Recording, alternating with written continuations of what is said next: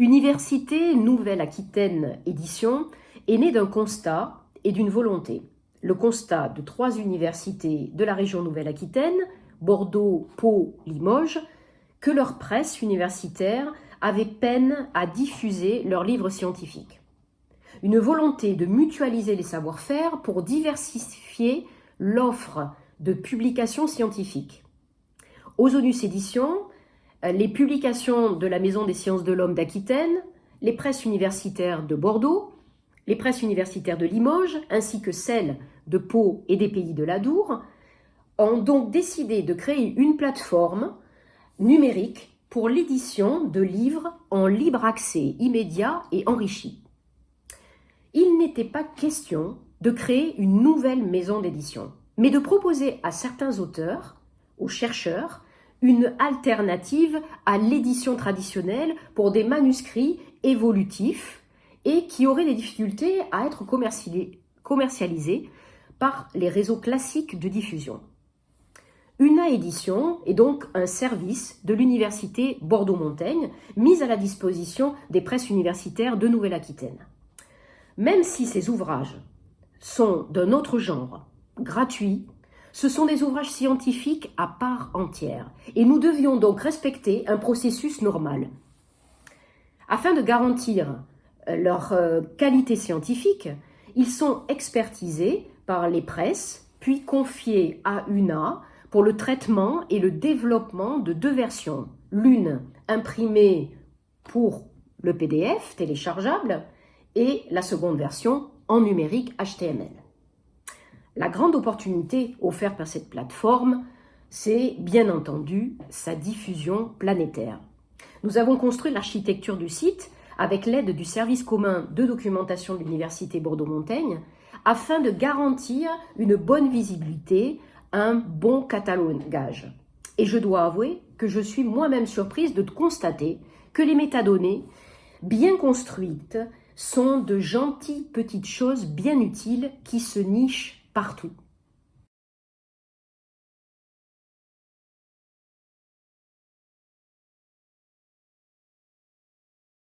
Il s'agit bien d'une autre façon d'éditer, ou plus exactement de concevoir le livre scientifique.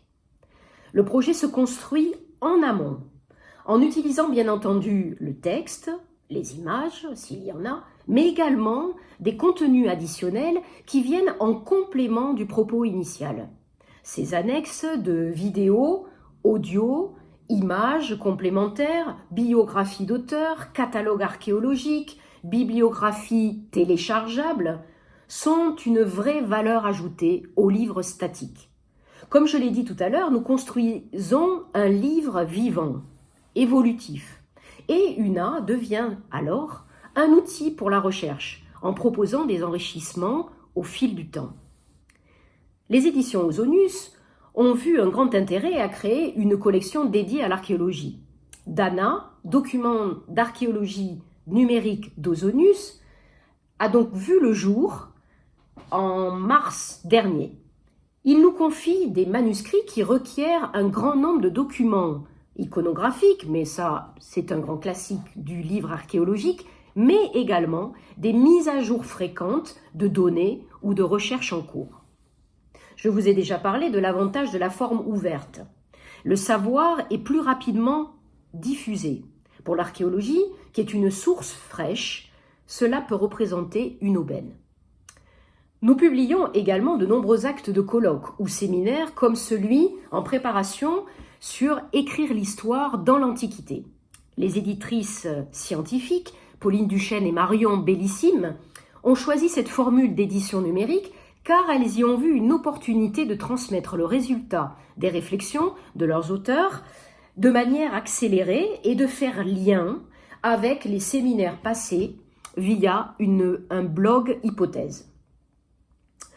En cette fin d'année, un autre exemple, en cette fin d'année, nous accueillons le recueil d'articles de Jean Andreau, qui, peu décidé à publier autrement que sur papier, a finalement été convaincu par nos arguments, par l'opportunité de toucher un autre public que celui qui connaissait déjà ses écrits, soit des étudiants et des chercheurs hors Europe.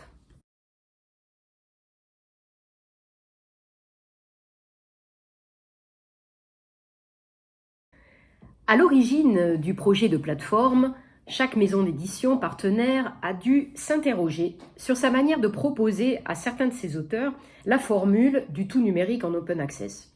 Ce n'était pas une évidence du tout, d'autant que l'attachement au papier, bien compréhensible, ne peut pas s'effacer d'un revers de manche.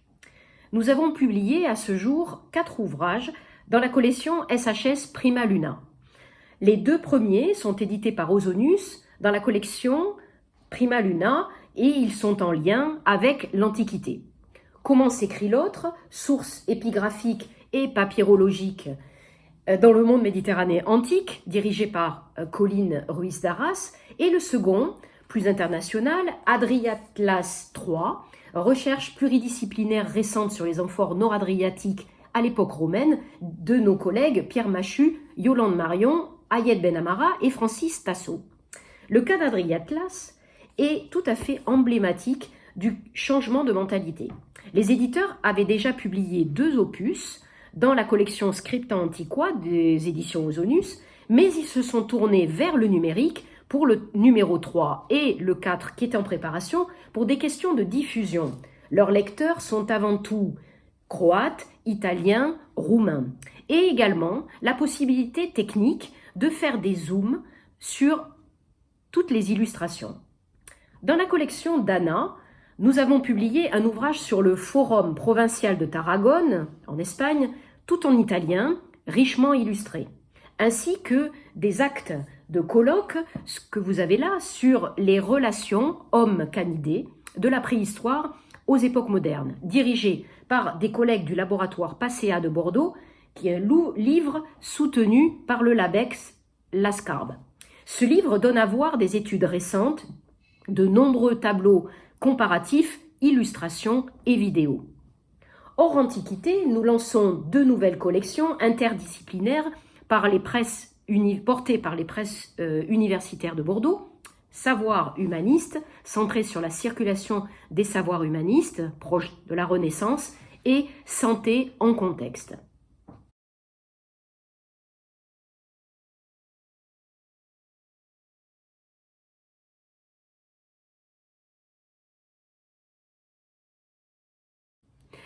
Nous ne souhaitons pas lâcher le papier. Mais, c'est un grand mais, c'est du papier gratuit. Nous avons choisi de produire une 50aine de livres papier pour chaque publication, des livres de bonne facture que nous offrons aux auteurs et éditeurs. La maquette est originale, la couverture également. Il est plaisant d'avoir son volume papier et nous en faisons cas. UNA en fait faire également pour le dépôt légal. Pour chaque livre, nous avons 3 ISBN qui proviennent des presses porteuses du projet éditorial. Un pour la version HTML, un pour le PDF téléchargeable gratuitement et un autre pour le livre imprimé.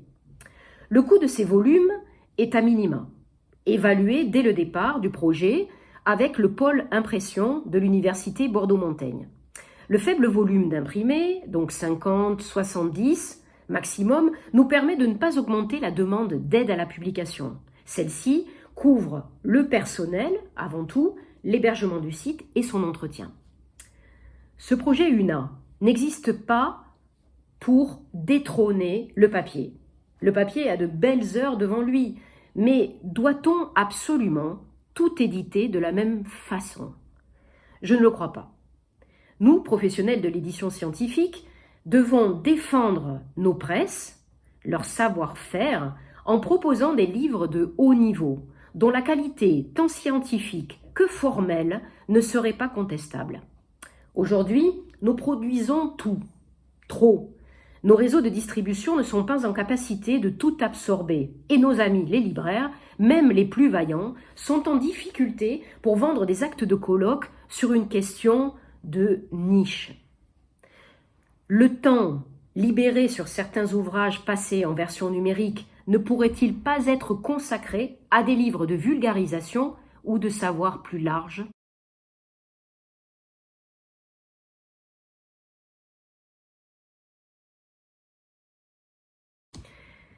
Deux objectifs pour l'année 2021, que l'on espère meilleurs: ouvrir notre groupe d'éditeurs de presse universitaire à La Rochelle et à Poitiers, et bien entendu, continuer à créer de nouvelles collections.